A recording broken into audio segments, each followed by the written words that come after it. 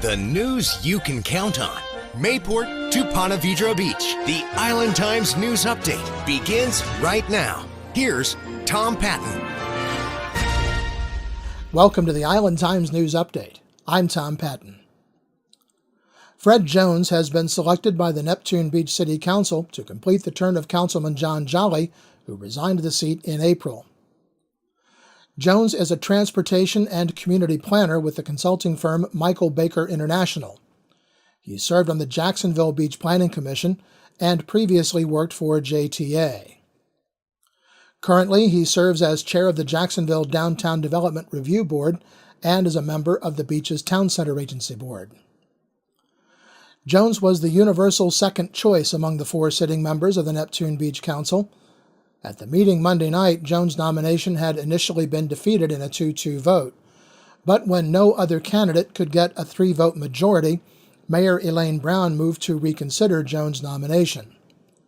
It was approved on a 3-1 vote, with Councilman Richard Arthur dissenting, and the meeting was adjourned. However, because Brown had initially voted for Jones and was on the losing side of that vote, she was ineligible to bring up the motion to reconsider. Under Robert's Rules of Order, only a person on the prevailing side, in this case no, could have made such a motion. For that reason, Jones' election was nullified. The council met again Wednesday morning to correct the error. A motion was made to cure the vote, which passed, and Brown again nominated Jones for the seat. The nomination was accepted in a unanimous vote. Jones will have to quickly get up to speed on one fairly controversial issue, whether to adopt a pilot program to allow backyard hens in Neptune Beach. He will serve in the seat until at least December 2018. That seat will then be up for re-election, as will be the seat currently held by Arthur. The city of Jacksonville Beach formalized its relationship with Better Jacksonville Beach, an organization led by Jacksonville Beach resident John McGowan, for the monthly Art Walk and Classic Car Cruise. Both events have been staged in the Jacksonville Beach Central Business District since 2013. Art Walk allows artists and musicians to set up on city sidewalks with the permission of the businesses they're in front of. The Classic Car Cruise allows car owners to display their cars on Latham Plaza for a few hours, and then they cruise the Central Business District before dispersing. Each event is held once per month except in December during Deck the Chairs, and there's no charge for car owners or artists to participate in the events.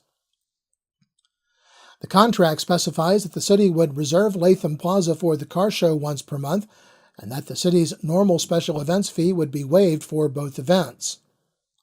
Better Jacksonville Beach would agree to produce and pay to promote the events, continue to allow artists and car owners to participate free of charge, seek additional sponsors and financial support for the event, pay for security and other incidental expenses, obtain permits, and provide $1 million in liability insurance, naming the city as an additional insured. But 3 on the council, while supportive of the events, objected to the length of the contract and that McGowan pays himself a small stipend for producing the events from sponsorship funds.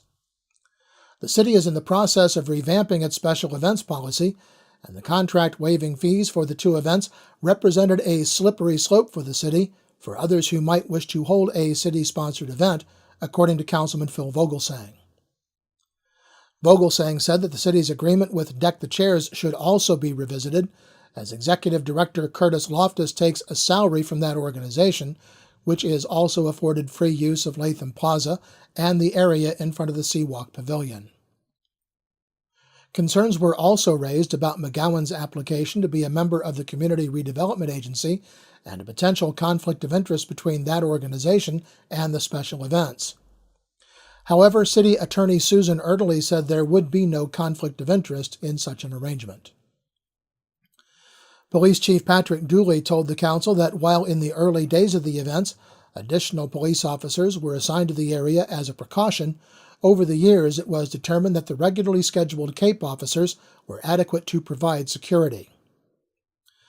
Councilwoman Christina Hoffman moved to table the vote on the contract, saying that the city should not enter into the agreement until the city's special events policy is finalized. That motion was defeated 4-3. Councilman Vogelsang offered an amendment to the contract resolution to limit the contract to 1 year, which was also defeated on a 4-3 vote. The 5-year contract was then approved, also 4-3, with council members Vogelsang, Hoffman, and Keith Doherty voting no. Well, when we come back, a town hall meeting with 3 members of the Jacksonville City Council at Beaches Watch. This is the Island Times News Update. The news you can count on. The Island Times News Update will be right back. Beaches Academy Child Care Center in Jacksonville Beach has been offering affordable, loving child care to families in the Beaches communities for 35 years. Conveniently located on Penman Road, Beaches Academy offers care for children from infants through preschool, with programs that encourage learning and outdoor play. Our affordable tuition means families can get quality child care at a price that fits their budget. Contact Beaches Academy at 246-3885 and schedule a tour of our center. Beaches Academy, the child always comes first. Welcome back to the Island Times News Update. I'm Tom Patton. 3 members of the Jacksonville Beach City Council addressed the Beaches Watch regular meeting on Wednesday night on topics ranging from the damaged Jacksonville Pier to the development of the Jacksport property in Mayport. District 13 Councilman Bill Gulliford led the discussion, joined by at-large Councilman John Crescembeni and Greg Anderson. At-large councilmen represent the entire county, and Crescembeni is elected from Group 2, which includes the beaches. Taking cues from the audience, Gulliford began the town hall-style meeting talking about the pier. While it is in Jacksonville Beach, it belongs to the city of Jacksonville, and it was badly damaged by Hurricane Matthew. If there was one bright spot, Gulliford said, it was that the deck of the pier was due to be replaced before the hurricane hit, and the city still has that material ready to be put in place. It's hoped that a portion of the pier that's still standing can be made structurally sound and reopened to fishing and sightseers, but Gulliford said it is very, very doubtful that the pier will be opened this summer. Maybe by the fall, he said. Other questions concern the lack of parking at both the Mayport and Jacksonville Beach city-owned boat ramps.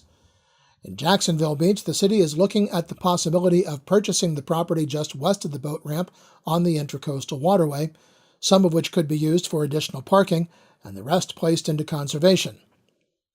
Nothing is planned for Mayport for the boat ramp itself, but Gulliford said that he has proposed moving the community center to a different location, which could help ease the parking issue. On the issue of the land owned by Jacksport in Mayport, Gulliford said there are several issues standing in the way of its development, not least of which is the Port Authority. He said that then Jacksport CEO Brian Taylor told him that the only restriction on the property imposed by the Navy and the state was not to build more than 52 feet high. That's good. I can live with that. Beach people don't want anything over 52 feet. Frankly, they don't want anything over 40 feet. So then I find out, after the fact, no, there's another restriction in there, and that was 5 residential units per acre. My concern with that was when we looked at a CRA study, one of the suggested developments was a possible boutique hotel up there. And this impacts, because they call it transient residential, this impacts the building of a hotel up there, because who wants a hotel with 5 or 10 rooms in it? That's not going to be successful. Gulliford continues to maintain that Mayport could be a destination with the right investment and development, but it's not likely to happen quickly. The next Beaches Watch meeting will be held June 7th at the Beaches branch of the Public Library in Neptune Beach. Jacksonville Beach City Manager George Forbes will be discussing the recent legislative session and how it impacts the beaches communities. And there's a new way to get around the beach for free. The Jacksonville Transportation Authority has become a sponsor of Beachside Buggies, which provides complimentary on-demand transportation in the beaches communities. Beachside Buggies operates year-round 7 days a week. The on-demand service operates between Penman Road on the west, Plaza on the north, the Ocean on the east, and 16th Avenue South in Jacksonville Beach. Beachside Buggies operates zero-emission, long-range 8-seater electric carts and 14-passenger vans. Schedule information is available online at beachsidebuggies.com. The news you can count on. The Island Times News Update will be right back. Charlie's Tropic Heating and Air Conditioning in Atlantic Beach offers a full range of residential and commercial heating and air conditioning services, from new installation to replacement and remodeling. Charlie's Tropic Heating and Air Conditioning can keep your home comfortable year-round, and they offer preventive maintenance contracts to keep your system running at peak efficiency. Charlie's Tropic Heating and Air Conditioning is an authorized Bryant dealer and will service all brands. For year-round comfort in your home or business, contact the original Charlie's Tropic Heating and Air Conditioning at 241-1788. The news you can count on. Mayport to Ponte Vedra Beach, forecasting your beaches. This is your local look weather. National Weather Service says we can expect sunny skies and not as warm over the weekend. Highs will be in the mid to upper 70s and lows will fall into the upper 50s Saturday night, then recover into the low 60s Sunday night. We'll see sunshine as the work week begins with highs back into the mid 80s by midweek. The Island Times is always digital, always free at theislandtimes.com. Like us on Facebook and follow us on Twitter to be the first to know about stories posted on the Island Times. I'm Tom Patton. Thanks for watching.